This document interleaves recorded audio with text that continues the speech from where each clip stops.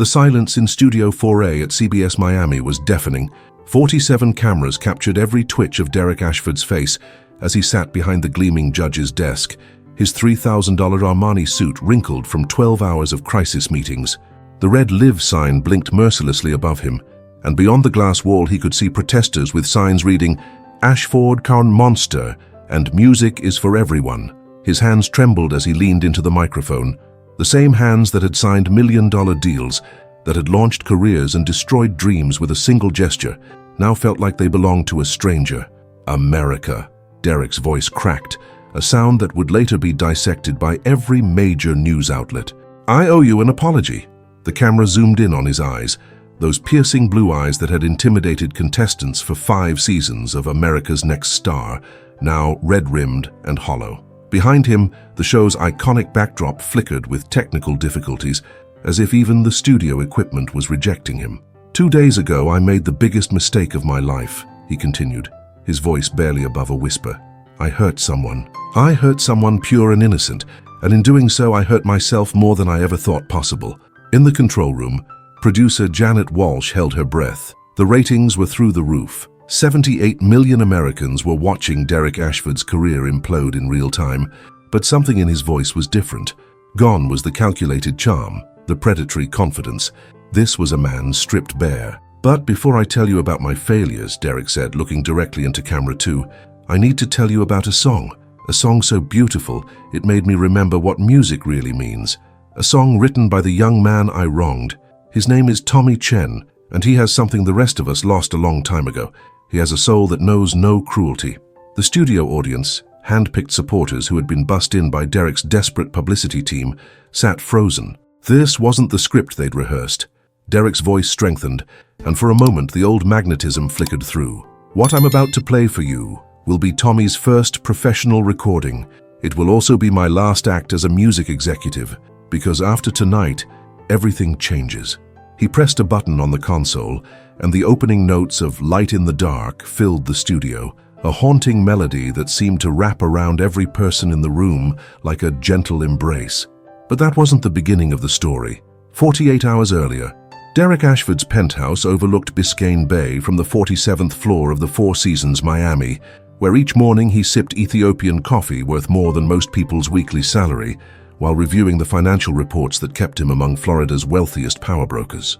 At 43, he owned Sovereign Records, judged the nation's most-watched talent show, and commanded respect from an industry that bowed to his every whim. What America didn't know was that Derek Montgomery Ashford had grown up as Danny Ash, the scrawny kid from a trailer park in Hialeah, whose single mother cleaned hotel rooms for 14 hours a day just to keep the lights on. The transformation had taken 25 years of calculated ruthlessness.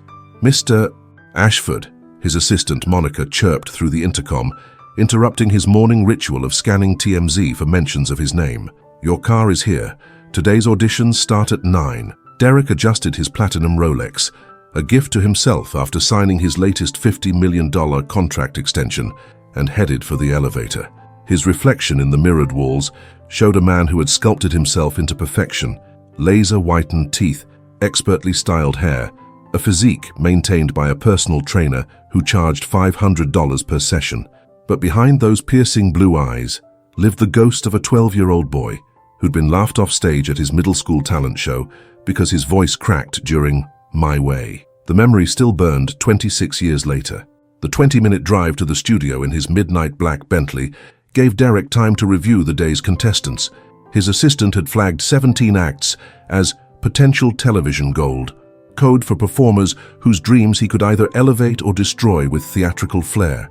The cameras loved his sharp tongue and surgical precision in dismantling hopes. "Remember, America wants honesty," he'd tell his producers during strategy meetings. "They want someone brave enough to say what they're all thinking. That girl can't sing. That boy has no stage presence. That old man should retire gracefully." What Derek never admitted, not even to himself in the darkest hours before dawn, was that every criticism he delivered was really a conversation with his past self. Every dream he crushed was revenge against the judges who had once crushed his. At Sovereign Studios Miami, the controlled chaos of a television production greeted him like a familiar symphony. Cameramen adjusted lighting, sound engineers tested microphones, and interns scurried between stations carrying clipboards and lukewarm coffee. Derek's dressing room was his sanctuary.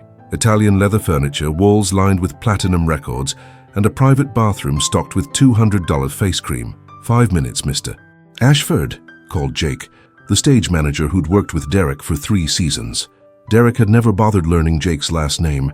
He took his position at the judges' table, flanked by pop star Melody Rivers and veteran songwriter Curtis "Jazz" Jackson.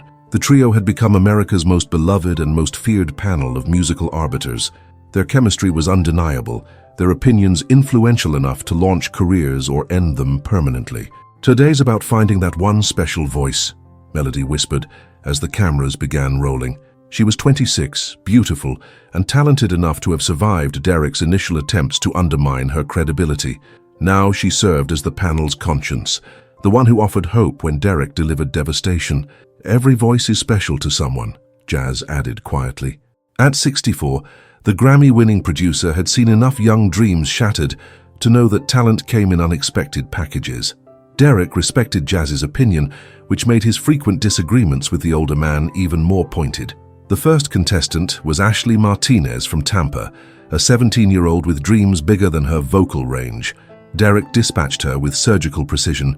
"Sweetheart, you've got heart, but unfortunately, that's all you've got." Next. 3 more hopefuls followed. A country singer from the Panhandle whose timing was off, twin sisters from Orlando whose harmonies clashed, and a rapper from Jacksonville whose lyrics Derek deemed uninspired. Each dismissal was delivered with Derek's trademark mixture of condescension and false sympathy, the tone he'd perfected over hundreds of similar encounters. The morning progressed predictably until Monica appeared at Derek's elbow during a commercial break, her face uncharacteristically tense. "Sir, there's been a change to the afternoon lineup." Derek didn't look up from his phone, where he was scrolling through social media mentions. "What kind of change?" "Well, there's a contestant who wasn't originally scheduled, but the producers think he might make good television." "Male or female?" "Male, 22 years old, from right here in Miami." Derek's finger paused over his Instagram feed. Something in Monica's voice carried a warning he couldn't quite identify. "What's the issue?" Monica glanced around nervously. He has special needs, sir. Down syndrome. His family registered him months ago, and apparently the background check team thought he might be interesting." The words hit Derek like ice water. In 5 seasons of judging, he'd encountered every type of performer imaginable. The delusional, the desperate, the occasionally gifted, but never someone like this. Never someone whose very presence would challenge the carefully constructed world where only perfection deserved recognition. "What's his name?" Derek asked, though part of him already knew he didn't want to hear the answer. "Tommy Chen. He wants to sing an original song." Derek's jaw tightened imperceptibly. Original songs were always the most dangerous. They revealed not just vocal ability, but soul, creativity, vulnerability. All the things Derek had learned to armor himself against. "Fine," he said curtly, "but I want him scheduled last. If we're going to do this, let's at least get the real talent out of the way first." Monica nodded and hurried away, leaving Derek with an uncomfortable knot in his stomach that he couldn't quite explain. He told himself it was annoyance at having his afternoon disrupted. He told himself the discomfort would pass. He had no idea that the next 4 hours would change everything he thought he knew about music, about cruelty, and about the price of protecting a heart that had been broken too many times. But that reckoning was still hours away. By 2, Derek had already shattered 6 dreams with his customary efficiency. A folk singer from Tallahassee received his standard, "Your voice lacks commercial viability" dismissal. A teenager from Key Largo broke down in tears when Derek suggested she consider a career where pitch doesn't matter. Each rejection was delivered with the polished cruelty that had made him television gold. The studio audience, a carefully selected mix of music industry professionals and devoted fans, lapped up every moment. Derek's Instagram followers had grown to 8. 2 million people who tuned in specifically to watch him demolish the overconfident and the underprepared. "You're particularly ruthless today," Melody observed during their lunch break, picking at a quinoa salad while Derek consumed his usual meal, black coffee and a handful of almonds. His discipline in all things was legendary. "I'm honest," Derek corrected, checking his Rolex. "There's a difference." Jazz looked up from his phone, where he'd been reading reviews of the morning's tapings. Social media was already buzzing with reaction clips. Sometimes honest can sound a lot like mean, young man. Derek's laugh was sharp. Mean gets results. These kids need to hear the truth before they waste their lives chasing impossible dreams. Like you did? Jazz asked quietly. The question hit its mark. Derek's face hardened, and he stood abruptly. I succeeded because I learned to accept reality. That's what separates winners from losers. In his dressing room, Derek stared at his reflection while touching up his makeup. The face looking back at him was handsome, successful, enviable. Everything 12-year-old Danny Ash had dreamed of becoming. So why did Jazz's question still echo in his mind? A soft knock interrupted his thoughts. Monica's voice carried through the door. Mr. Ashford, the last contestant is ready. Derek checked his appearance one final time. Perfect hair, perfect teeth, perfect armor. Send him in for the pre-interview. But when the door opened, it wasn't Tommy Chen who entered.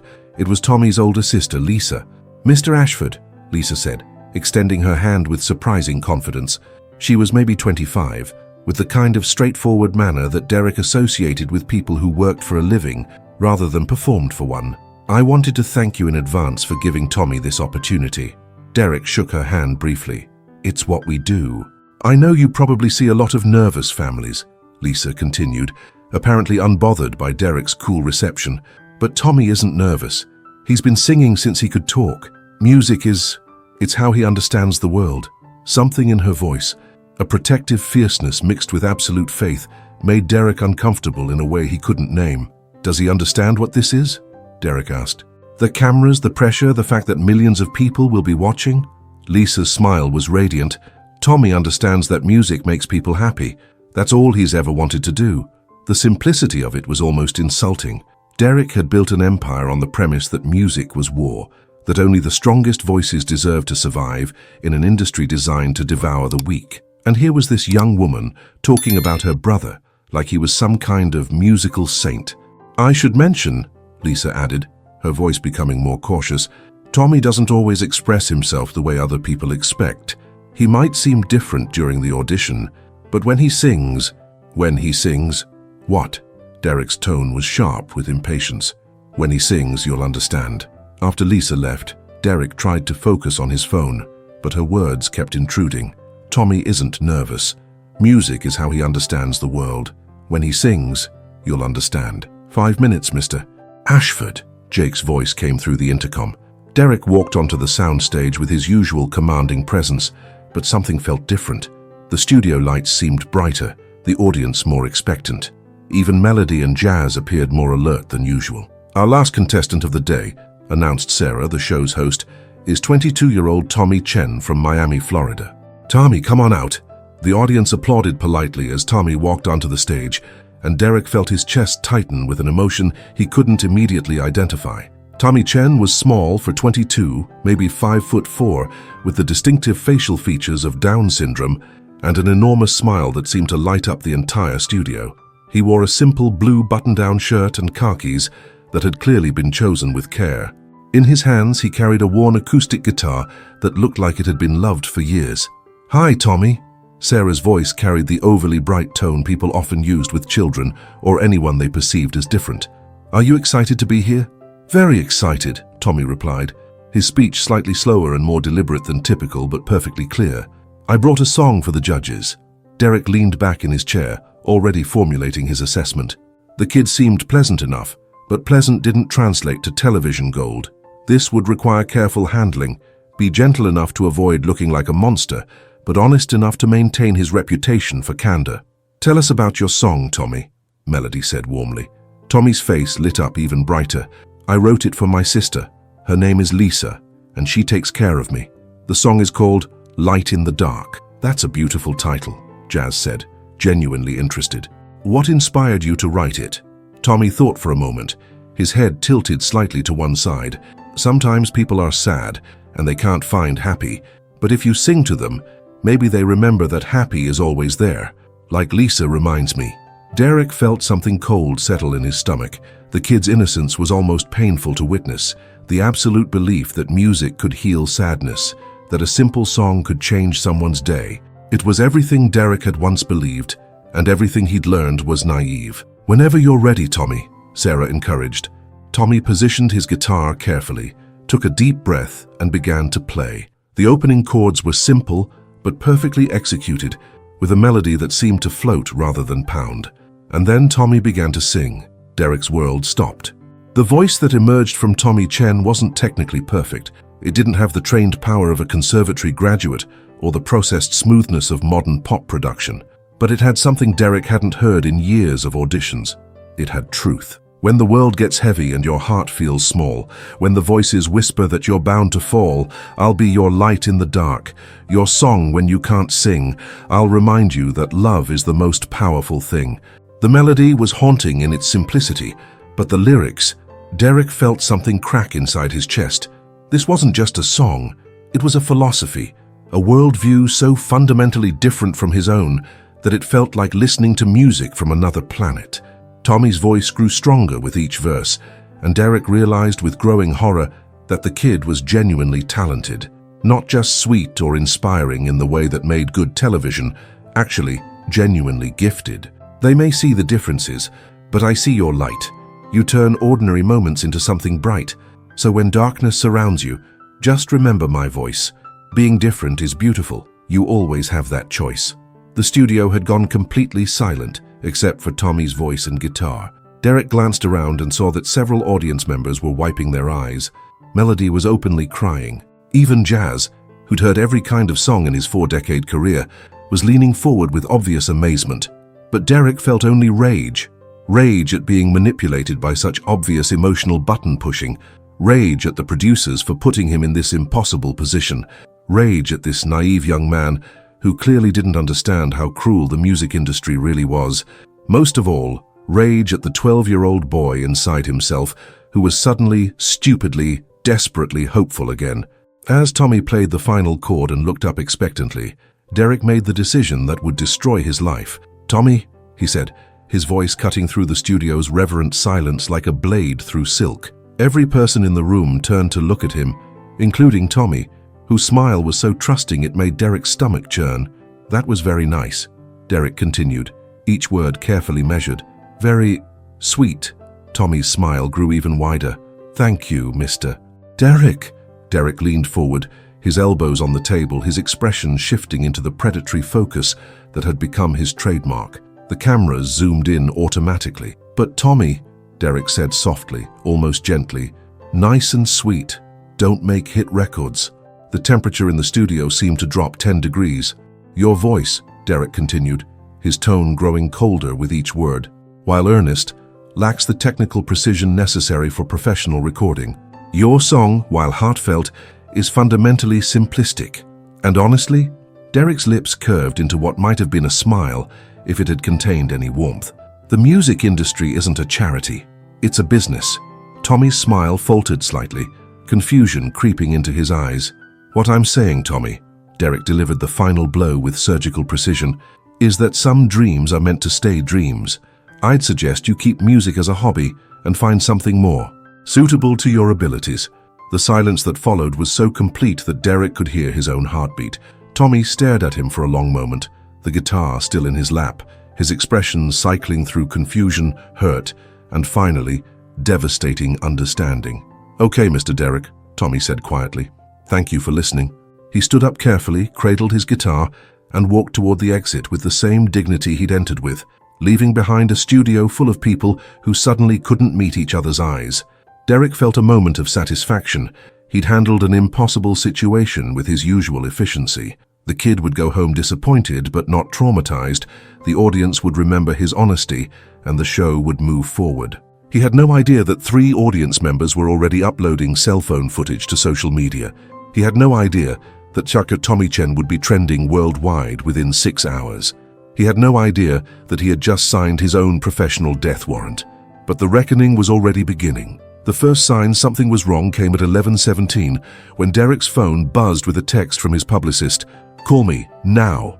Derek was in his study, reviewing contracts for next season, while sipping 30-year-old scotch that cost more than most people's rent. The penthouse was silent, except for the soft jazz playing through his custom sound system, the kind of ambient perfection that money could buy. "Samantha, it's nearly midnight," Derek said when his publicist picked up on the first ring. "What's so urgent that—" "Derek, please tell me you didn't actually tell a kid with Down syndrome that his dreams should stay dreams." The words hit him like ice water. "What are you talking about?" "There's a video, Derek. A cell phone video from today's taping. It's been shared 40,000 times in the last 3 hours." Derek set down his scotch glass with a hand that had suddenly become unsteady. "That's impossible. Audience members sign agreements. They can't—" "Well, someone did. And it's not just any video, it's the entire interaction. Your exact words. Some dreams are meant to stay dreams. Find something more suitable to your abilities." "Derek, what were you thinking?" Derek's mind raced. Cell phones were supposed to be confiscated during tapings. Security was supposed to prevent exactly this kind of breach. "It'll blow over. These things always do. This isn't going to blow over." Samantha's voice carried a panic Derek had never heard before. "The kid's name is Tommy Chen, and apparently he's been performing at local charity events for years. People love him, Derek, and now they've seen you destroy him on national television." Derek walked to his floor-to-ceiling windows, looking out at Biscayne Bay glittering under the moonlight. "I gave him honest feedback, that's what I do. You humiliated a disabled young man in front of millions of people. I treated him like I treat everyone else. That's exactly the problem." Derek spent the next hour on damage control calls. His manager, his agent, the network executives, the show's producers, everyone wanted to know how he planned to handle the growing backlash. The video had jumped from thousands to hundreds of thousands of views, and the comments section was a wall of outrage. Absolutely disgusting behavior from someone who should know better. How dare he crush that beautiful soul? Tommy Chen has more talent in his pinky than Derek Ashford has in his entire body. Boycott America's next star. Boycott Sovereign Records. Make this monster face consequences. By 3 a.m., Tommy Chen was the #1 trending topic worldwide, and Derek's name was trending right alongside it, but not in a way that would help his career. Derek finally fell asleep around 4:30 a.m., convincing himself that internet outrage was temporary. By morning, people would have moved on to whatever fresh scandal captured their attention. He was wrong. Derek woke at 8 a.m. to 17 missed calls and 43 unread text messages. The first one, from his assistant Monica, made his blood run cold. "Don't leave your building, there are protesters outside." Derek walked to his balcony and looked down 47 floors to the street. Even from that height, he could see the crowd gathered outside the Four Seasons Miami, maybe 200 people carrying signs and chanting slogans he couldn't quite make out. His phone rang. The caller ID showed his ex-wife Rebecca's number. "You really did it this time, didn't you?" Rebecca's voice was ice cold. "Good morning to you, too." Madison saw the video, Derek. "Our daughter watched her father humiliate a disabled person on television. She's 16 years old and she's getting texts from her friends asking if her dad is really a monster." Derek felt something twist in his chest. His relationship with Madison was already strained by years of divorce warfare and his demanding schedule. The last thing he needed was to give her another reason to hate him. "I wasn't trying to humiliate anyone. What were you trying to do?" Derek didn't have an answer. The next call came from Chuck Morrison, Sovereign Records CEO and Derek's oldest friend in the industry. Chuck had discovered Derek 20 years earlier, when he was still Danny Ash, had believed in him when no one else would, had been the best man at Derek's wedding. "Derek, I need you to listen to me very carefully." Chuck's voice was strained. "As of this morning, 3 major advertisers have pulled out of America's Next Star. 2 radio conglomerates are refusing to play music from sovereign artists, and I've got 26 other label executives asking me why I'm still employing someone who attacks disabled kids on television." "Chuck, you know me. You know I'm not. I know who you used to be. I'm not sure I recognize who you've become." The words hit harder than any internet comment or angry protest sign. Chuck Morrison had been Derek's mentor, his champion, his friend. If Chuck was turning against him, "What do you want me to do?" "I want you to fix this immediately. Public apology, charitable donation, whatever it takes. Because if this gets worse, I can't protect you anymore." Derek spent the morning in crisis meetings via video call. His publicist, his lawyer, a crisis management specialist who charged $500 per hour to save reputations from social media mob justice. Everyone had the same advice: apologize quickly, apologize completely, and hope the public was willing to forgive. But every time Derek tried to write an apology, the words stuck in his throat. Apologizing would mean admitting he was wrong, and admitting he was wrong would mean acknowledging that Tommy Chen a young man with Down syndrome who worked part-time at a grocery store, might actually have more understanding of music than Derek did. The video continued spreading. By noon, it had reached 5 million views. By 3, 10 million. Every major news outlet was covering the story. CNN had reached out for comment. The Today Show wanted Derek to appear for an on-camera apology. America's Next Star judge under fire for cruel comments to disabled contestant, read the CNN headline. Music executive faces boycott after viral video shows him crushing young man's dreams.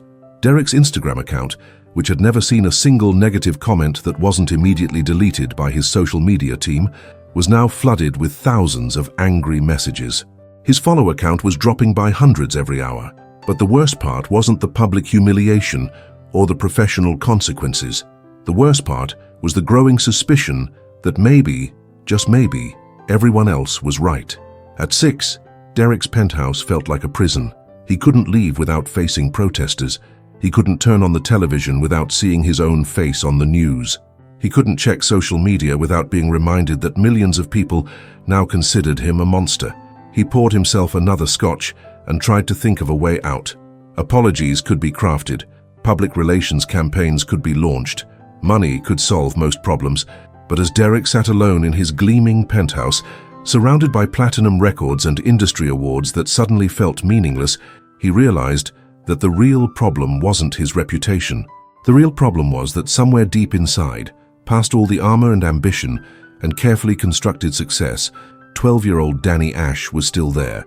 And that scared, vulnerable boy was horrified by what his adult self had become. The video that would end Derek's career had now been viewed 15 million times, but Derek himself still hadn't brought himself to watch it. He was about to discover that his refusal to face the truth was about to cost him everything. 3 days after the video went viral, Derek's world had contracted to the size of his penthouse. 24-hour security prevented protesters from entering the building, but it also trapped Derek inside with nothing but his own thoughts and the growing realization that his life was disintegrating in real time. Sovereign Records had placed him on indefinite administrative leave. America's Next Star had suspended production pending a thorough review of recent events. His booking agent had dropped him. His lawyer was fielding calls from 3 separate law firms representing disability rights groups. The video now had 37 million views. Derek finally forced himself to watch it. Sitting in his darkened study, with only the glow of his laptop screen for illumination, Derek watched himself destroy Tommy Chen for the first time. He saw his own face, cold, calculating, cruel, as he delivered each devastating blow. He saw Tommy's smile fade into confusion, then hurt, then heartbreaking acceptance. But worst of all, he saw something he'd missed in the moment. Tommy never stopped looking at Derek with hope. Even after the rejection, even after the humiliation, Tommy had thanked him for listening. Derek slammed the laptop closed and walked to his bar, but even 30-year-old scotch couldn't wash away the taste of self-loathing. His phone buzzed with a text from Chuck Morrison. Board meeting tomorrow. Need your decision on the apology tour by 9, or they're voting on your contract. Derek stared at the message until the words blurred together. An apology tour.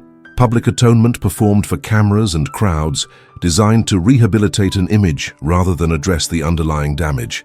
He'd written the scripts for dozens of similar campaigns over the years, helping other celebrities navigate their way back from scandal. But this felt different. This felt personal in a way that made corporate damage control seem obscene. At 2 a.m., unable to sleep, Derek found himself Googling Tommy Chen. What he discovered made him feel even worse. Tommy wasn't just some random contestant who'd shown up for his moment of television fame. He was a fixture in Miami's charitable music scene, performing at hospitals, senior centers, and fundraising events for organizations that served disabled communities. There were dozens of videos online showing Tommy singing for audiences that loved him, not despite his differences, but because of the pure joy he brought to every performance. One video, filmed at Jackson Memorial Hospital's children's ward, showed Tommy singing "You Are My Sunshine" to a group of young cancer patients. The children sang along, their faces radiant with happiness, and Tommy's own joy was so genuine and infectious that Derek found himself smiling despite everything. The video had been posted 2 years ago. It had 847 views. Derek's destruction of Tommy had reached 42 million. The contrast was devastating. A young man who spent his time bringing joy to the world's most vulnerable people versus a music mogul who'd built his career on public humiliation for entertainment value. Derek closed his laptop and walked to his window. Miami glittered below him, his city, his kingdom, his empire. But for the first time in 20 years, the view felt empty. The next morning brought a new crisis. Derek's ex-wife, Rebecca, had given an exclusive interview to Entertainment Tonight, and the segment was scheduled to air that evening. "She didn't trash you," Derek's publicist Samantha explained during their emergency call, "but she didn't defend you either. She talked about how success changed you, how you became someone she didn't recognize." Derek felt something cold settle in his chest. What exactly did she say? That the man she married would never have hurt someone the way you hurt Tommy Chen. That power corrupted you. That Madison is embarrassed to have you as a father. The last point hit Derek like a physical blow. Madison was his daughter, his only child, the one person whose opinion of him still mattered despite their strained relationship. "I need to see her," Derek said. "The protesters, I need to see my daughter." But when Derek called Rebecca to arrange a meeting, his ex-wife's response was swift and final. "Madison doesn't want to see you right now. Maybe not ever." Derek hung up and stared at his phone, wondering when he'd become the kind of father his own child was ashamed to claim. That afternoon, Derek made an impulsive decision that would change everything. He called his driver and asked to be taken to Miami-Dade County Public Library. "Sir?" The driver's confusion was evident. Derek hadn't set foot in a public library in over 15 years. "Just take me there." Derek spent 3 hours in the library's computer lab, creating fake social media accounts so he could research Tommy Chen without adding to his own digital footprint. What he found was a young man whose entire online presence was devoted to spreading joy and supporting others. Tommy's Facebook page was filled with photos of him volunteering at local animal shelters, participating in Special Olympics events, and performing at community gatherings. His posts were simple but genuine. "Had a great day singing at the senior center. Music makes everyone smile. And helped at the food bank today. Love helping people." Derek scrolled through months of posts, looking for any trace of anger, resentment, or bitterness. He found none. What he did find was a post from 5 days ago, 2 days after the viral video had destroyed Derek's reputation. "Some people were mean to me on TV, but Lisa says that's because they're hurting inside. I hope they feel better soon. Music can help with that." Derek stared at the post until his vision blurred. Tommy Chen had responded to public humiliation with concern for his humiliator's well-being. That evening, Derek did something he hadn't done in 20 years. He drove to his childhood neighborhood in Hialeah.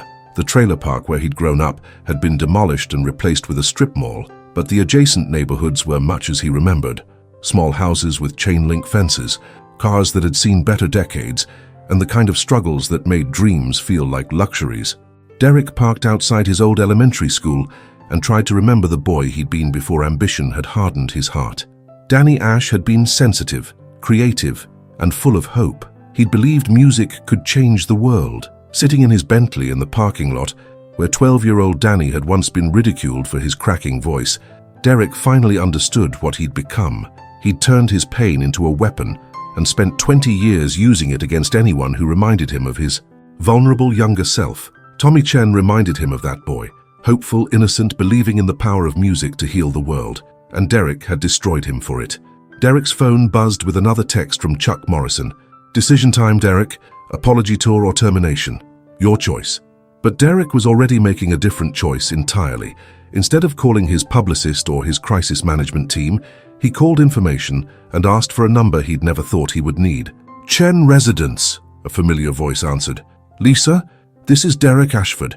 I need to talk to you and Tommy." The silence on the other end of the line stretched for so long that Derek wondered if she'd hung up. Finally, Lisa's voice returned, colder than Derek had ever heard it. "I don't think that's a good idea, Mr. Ashford." "Please," Derek said, and the word came out sounding more desperate than he'd intended. "I need to make this right. You've done enough." "I know how this sounds, but I'm not calling for my career or my reputation. I'm calling because I haven't been able to stop thinking about Tommy's song." Another long silence. "What about Tommy's song?" Lisa's voice was cautious now, protective but no longer hostile. Derek closed his eyes and made himself vulnerable in a way he hadn't allowed in decades. "It was beautiful. It was the most beautiful thing I've heard in years, and I was too proud and too scared to admit it. I destroyed something precious because it reminded me of everything I'd lost, and I hate myself for it." When Lisa spoke again, her voice was softer. Tommy's been writing music every day since the audition. He says he's writing songs for people who are sad, because maybe music can help them remember how to be happy. Derek felt something break open inside his chest. Can I hear them?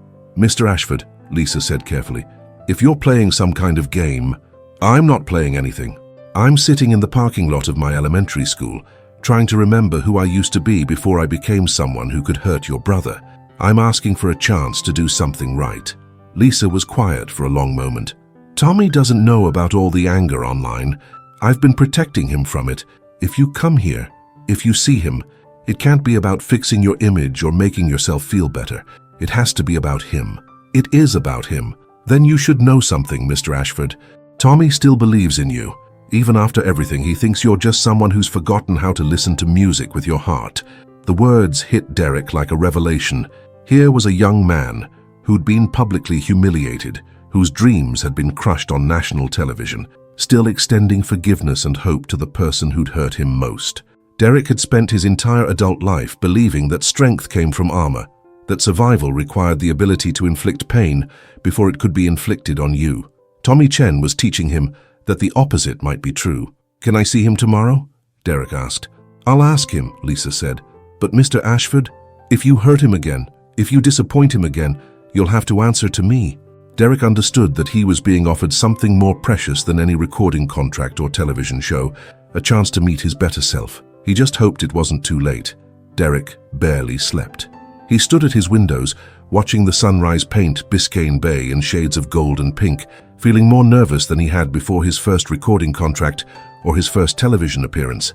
Today wasn't about his career. It was about his soul. Lisa had texted him an address in Coral Gables, a modest neighborhood where dreams were measured in family dinners rather than billboard charts. Derek left his Bentley at home and took an Uber, not wanting the flashy car to announce his arrival like a declaration of wealth. The Chen family lived in a small but immaculately maintained house with a garden that showed the kind of care only given by people who understood that beauty was built through daily attention to small things. Wind chimes hung from the front porch, creating a gentle melody that seemed to welcome visitors. Derek stood at the front door for a full minute before finding the courage to knock. Lisa answered immediately, as if she'd been watching for him. She was wearing simple jeans and a Florida State University t-shirt, her expression guarded but not hostile. Mr. Ashford, please call me Derek. I think we're past formalities. Lisa studied his face with the intensity of someone who'd spent years protecting her brother from people who didn't understand him. Whatever she saw must have satisfied her, because she stepped aside. Tommy's in the backyard. He's been working on a new song since sunrise. Derek followed Lisa through a house that felt like a home, family photos on every surface, a piano in the living room with sheet music scattered across it, the kind of comfortable clutter that spoke of lives lived fully rather than performed for others. Through the sliding glass door, Derek saw Tommy sitting cross-legged on the grass with his guitar, completely absorbed in his music. He was humming a melody while his fingers picked out a gentle accompaniment, his face radiant with the pure joy of creation. He doesn't know you're here yet, Lisa said quietly. I wanted to talk to you first. Derek nodded, unable to take his eyes off Tommy. In the soft morning light, the young man looked like everything Derek had forgotten about the purpose of music. Not a product to be marketed or a career to be built, but an expression of the human heart. Before you talk to him, Lisa continued, you need to understand something. Tommy doesn't see the world the way other people do. He doesn't understand cruelty or manipulation or any of the games people play. When he looks at you, he sees someone who makes music, and that makes you family to him. Even after what I did, especially after what you did, Tommy believes that people are mean when they're hurting, and his solution is always to try to help them feel better. He's been writing songs for you, Derek. Songs to help you remember why you loved music in the first place. Derek felt his throat tighten. He's been writing songs for me, 3 of them. He wants to play them for you when you're ready to listen. Through the window, Derek watched Tommy look up and notice their shadows.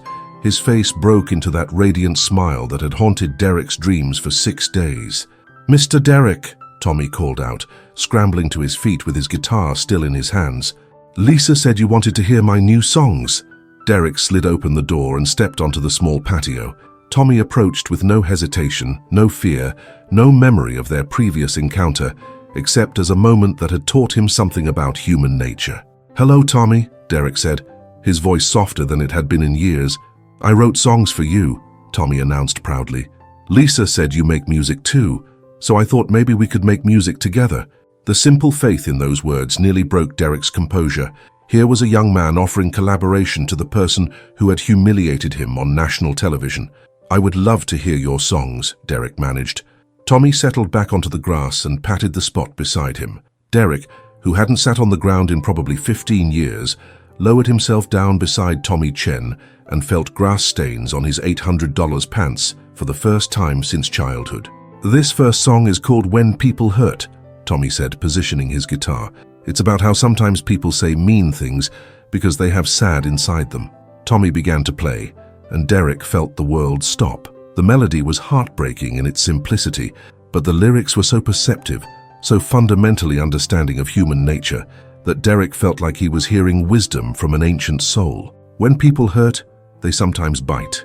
Like animals who can't take flight, but underneath the angry words, there's just a heart that wants to be heard. Derek listened to all 3 verses, each one more devastating than the last, each one demonstrating an understanding of pain and healing that Derek had spent 43 years trying to avoid. When Tommy finished, he looked up expectantly. "Do you like it?" Derek couldn't speak for a moment. When he finally found his voice, it came out rougher than he intended. "Tommy, that's one of the most beautiful songs I've ever heard." Tommy's smile could have powered the city of Miami. "Really? Would you like to hear the next one?" The second song was called Finding Your Voice, and it was about learning to sing your truth even when other people couldn't hear it. The third was Different is Beautiful, a celebration of the ways that diversity makes the world more colorful. By the time Tommy finished his impromptu concert, Derek was crying, not the careful, calculated tears of a public apology, but the raw, overwhelming emotion of a man finally allowing himself to feel. "Why?" Derek asked. "After what I did to you, why would you write songs for me?" Tommy tilted his head, considering the question with the seriousness he brought to all important matters. "Because you looked sad when you said those things, and music helps when people are sad." "I wasn't sad, Tommy. I was cruel." "Same thing," Tommy said, with the matter-of-fact wisdom that Derek was beginning to recognize as his superpower. Hurt people, but music people help people." Derek looked at this young man, who had just redefined his understanding of strength, forgiveness, and the purpose of art.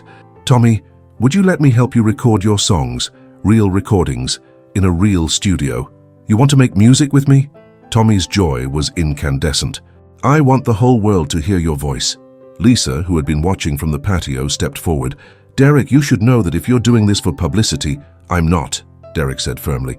"I'm doing this because these songs deserve to be heard, because Tommy's talent deserves to be recognized, and because—" Derek paused, struggling with words that didn't come easily. "Because I need to remember what music is supposed to be." 3 hours later, Derek was on the phone with every connection he still had in the industry. Most of the calls went to voicemail. His name was still toxic, but he left messages anyway. "This is Derek Ashford. I know you probably don't want to hear from me right now, but I've found something extraordinary. A songwriter whose work is going to change the way people think about music. I need studio time, session musicians, and engineers who still believe that art matters more than politics." By evening, Derek had secured 3 days at Criteria Recording Studios, the legendary Miami facility, where everyone from Fleetwood Mac to Pitbull had created their masterpieces. The cost would drain his savings, but Derek didn't care. For the first time in 20 years, he was making music for the right reasons. "Tommy," Derek said during their final conversation of the day, "I want you to understand something. When we record your songs, people are going to hear them. Millions of people. Are you ready for that?" Tommy's answer was immediate and certain. If the songs help people be happy, then yes. That night, Derek called Chuck Morrison one final time. "Chuck, I'm not doing an apology tour. Derek, think about what you're saying. I'm going to do something better. I'm going to prove that I was wrong by helping the person I wronged share his gift with the world. This is career suicide." "Maybe," Derek said, surprising himself with how at peace he felt. "But maybe it's also resurrection." The next morning, Derek woke up earlier than he had in years, not from anxiety or ambition, but from genuine excitement. Today, he was going to make music with Tommy Chen. Today, he was going to remember why he'd fallen in love with music in the first place.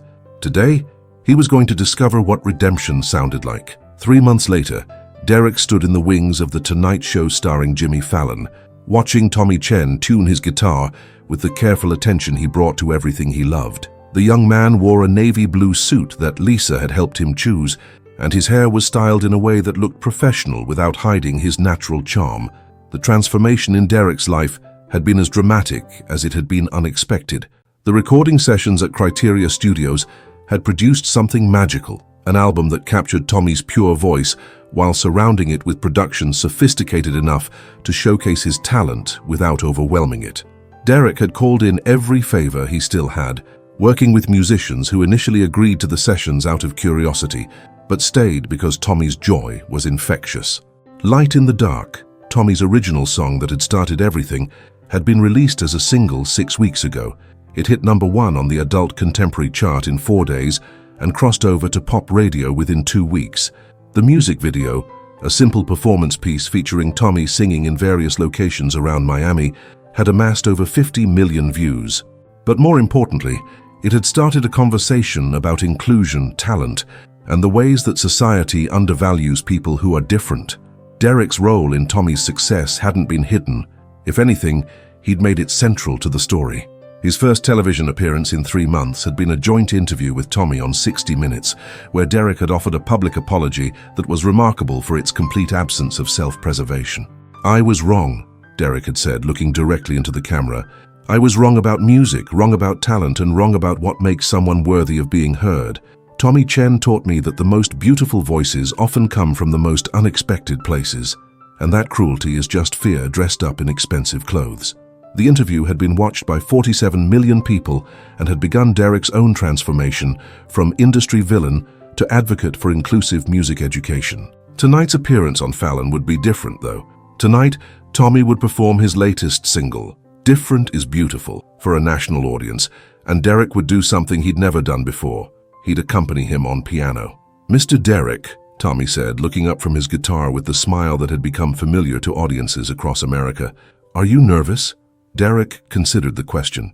6 months ago, he would have been calculating his image, rehearsing his talking points, strategizing his performance for maximum career impact. Tonight, he felt something simpler and more profound, genuine pride in the young man beside him. "A little," Derek admitted, "but good nervous." "Excited nervous," Tommy nodded sagely. "That's the best kind of nervous. It means you care." From the stage, they could hear Jimmy Fallon's voice. "Our next guests have one of the most unusual partnerships in music history. 3 months ago, one of them was America's most infamous music executive, and the other was an unknown songwriter with Down syndrome. Tonight, they're here to perform a song that spent 4 weeks at #1. Ladies and gentlemen, please welcome Tommy Chen and Derek Ashford." The applause was thunderous as they walked onto the stage.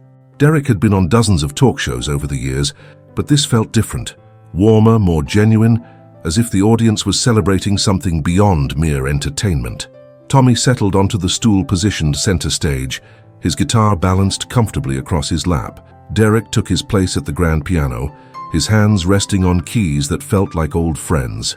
"This song," Tommy said into his microphone, his voice clear and confident, "is for everyone who's ever felt different. Being different isn't wrong, it's what makes the world beautiful." Derek played the opening chords of "Different is Beautiful," and Tommy's voice rose above them like sunlight breaking through clouds. "They see the way I walk, they hear the way I talk, they think that different means less than, but what they cannot see is the symphony in me, the colors that I paint with my own hand."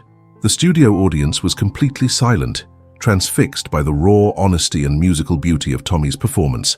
Derek felt the familiar magic of musical collaboration, 2 artists creating something together that neither could achieve alone. Different is beautiful. Different is real. Different is the way the broken heart can heal. Don't hide your colors. Don't dim your light. Different is what makes everything bright.